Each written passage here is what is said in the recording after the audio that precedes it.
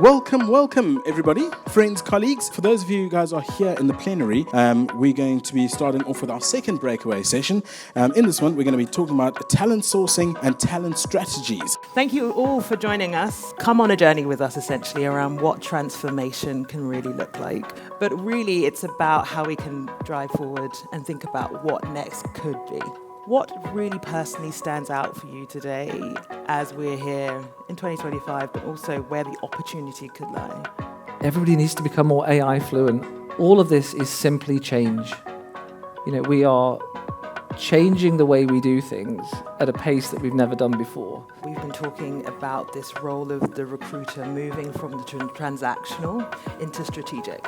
And we've kind of used this term loosely around the talent strategist. Does a job title really matter in the future? Actually, it's going to be the ability for organizations to understand what skills and what tasks, what can be then automated or even replaced. The real threat to recruitment leaders in the industry is actually what happens if you don't evolve fast enough. The only way to make sense of change is to plunge into it, move with it, and join the dance. But if we stand still, like any industry, we are exposed by technology. But if we lean in and join the dance, we have the opportunity to shape that. Adam and I sat down at the beginning of this year. One of the things that we've been challenging both of us to do is to not just think where we are in 2025, but how do we challenge not only ourselves, but also the industry to really think about what looks like the next 5 to 10 years. I think it's about how do you shift skills. So if you think about any of our jobs, the skills needed for the jobs that we all do today are going to shift by 70% by 2030. If you're in a soft skill role, you need to be more technical. If you're in a technical role, you need to become more humans. How do you build a change and agility mindset through the organization? But I think one of the things I'm really keen to kind of get from you is some of the misconceptions from the recruitment leaders that you speak to about all of this technology that we have. What is it, 77% of people are bringing their own AI to work? 78%. 78%? Yeah.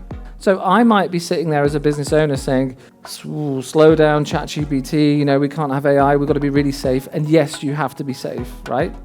But don't be naive. Well, business leaders are procrastinating on what's the right thing, where do we start? AI is there, and it's not there to be afraid of. It's actually there to ensure that we can move at pace with the industry. I think this is the biggest opportunity we've ever had to not just be more efficient, productive, but raise the quality and raise the reputation and actually make a significant difference. Now all of a sudden with AI, we've been given a new set of tools that is going to free up the power of recruiters to do what they do best to ensure that there's actually a good fit, to move from transactional relationships to deeper consultative partnerships. And AI is going to help us do that. We already see in the data that we have in the AI tools that we have available is that they're getting a day a week back.